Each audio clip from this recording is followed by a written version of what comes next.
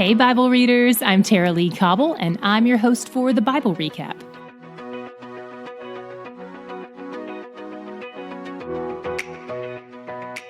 Yesterday closed with a plague, and today opened with God talking to Moses and Eleazar, the new high priest now that his father Aaron has died.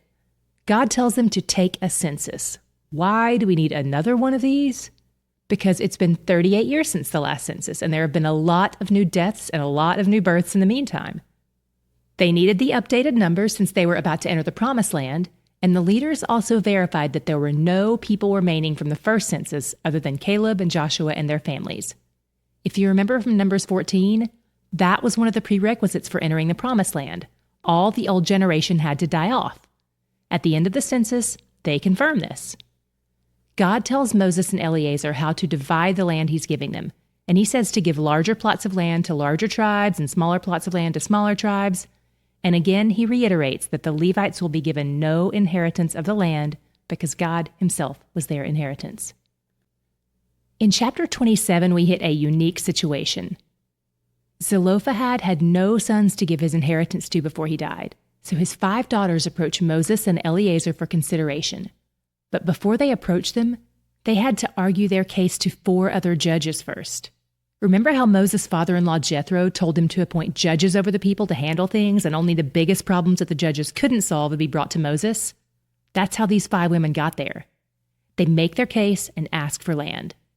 Moses takes this request to God, and God says they're right. He orders Moses to give them what would have belonged to their father. Not only that, but God makes this a new law. The request of these 5 women and their persistence about it all showed they truly believed God when he said he was giving the Israelites the land, and they didn't want to be left out. Then God pulls Moses aside and lets him know the news. He's about to die, just as God promised him. God tells him he'll get to see the promised land from the top of the mountain where he'll die. God will reveal the promise fulfilled, but Moses won't get to enter it. Don't feel too sorry for him, though. I'm pretty sure he won't be missing it where he's headed. Then, despite how horrible these people have been to Moses over the past 40 years, he pleads with God to appoint a new leader for them, so they won't be like sheep without a shepherd. God commands Moses to commission Joshua, his assistant, for this role. And in front of Eleazar, the new high priest, Moses lays his hands on Joshua and establishes him as his successor. Where did you see God's character in what we read today? What was your God shot?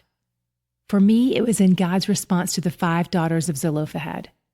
We've seen a lot of compassion and generosity on his part, but I also think there's something very reasonable about this. Was this compassionate and generous? Absolutely, but it was also reasonable. I'm occasionally accused of being too rational, of subtracting emotions from decision-making processes. And while I'm learning to move more toward the middle where I can incorporate both logic and emotion, I find it really comforting that our God strikes the perfect balance of both. I want to get to that place, and the Spirit serves as a good guide for me. Yes, of course, he's where the truth is, Tara-Leigh, but also, he's where the joy is. We're running a contest throughout this month, and all you have to do to enter is rate and review us on the platform where you listen. 5-star reviews are our favorite and most encouraging, obviously. If you can't review on your platform, pop over to iTunes and review it there instead. Then screenshot your review, share it on your social media, and tag us. We will randomly select an entry to win a copy of my book, Kiss the Wave, which is a whole big book of personal God shots from a 2-year period of my life. It's a spiritual memoir, and the title comes from Charles Spurgeon's quote, "I have learned to kiss the wave that strikes me against the rock of ages." And if you've already reviewed, thank you. You're still eligible to enter. Just screenshot your review and then share it in a story or post on social media and tag us. We'd love to include you in the contest. The last day to enter is the end of the month. The Bible Recap is brought to you by D Group, discipleship and Bible study groups that meet in homes and churches around the world each week.